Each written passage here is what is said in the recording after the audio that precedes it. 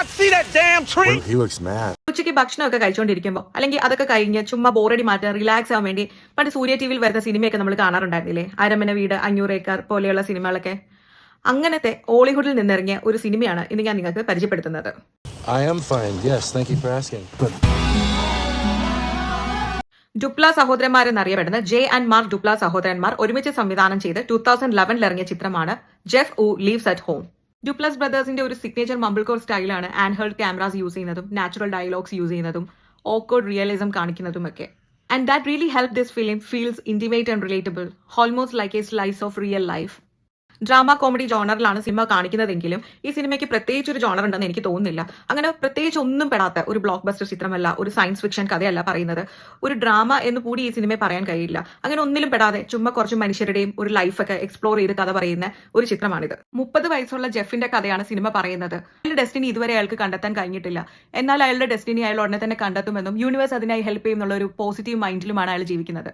അയാൾ ഇപ്പോഴും അമ്മയുടെ കൂടെ ആ വീടിന്റെ ബേസ്മെന്റിലാണ് കഴിയുന്നത്.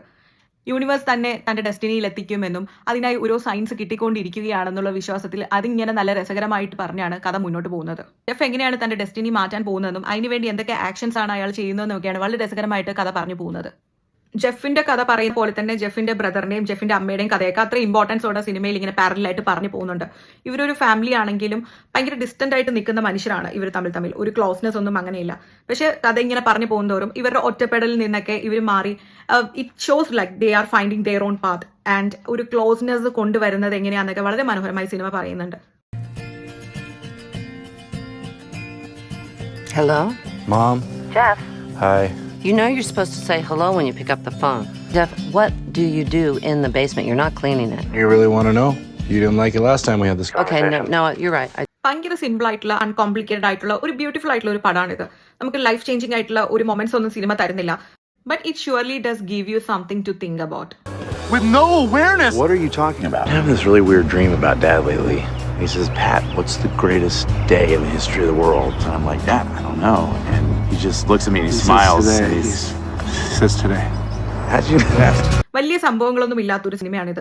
ഞാൻ മുമ്പ് പറഞ്ഞതുപോലെ വെറുതെ ബോറടി മാറ്റാൻ ചുമ്മാ റിലാക്സ് ചെയ്ത് കണ്ടിരിക്കാവുന്ന ഒരു സിനിമ മാത്രം. പക്ഷെ ഉറപ്പായും പറയാൻ പറ്റും എനിക്ക്, നിങ്ങൾ ഈ സിനിമ കണ്ടു കഴിയുമ്പോൾ നിങ്ങൾ എന്തായാലും ഒന്നും റിഗ്രറ്റ് ഒന്നും ചെയ്യില്ല ഞാനിത് ഇരുന്ന് കണ്ടല്ലോ എന്നുള്ളത്. കാരണം എന്തെങ്കിലുമൊക്കെ ആ സിനിമയിൽ എവിടേക്കോ ഉണ്ട്.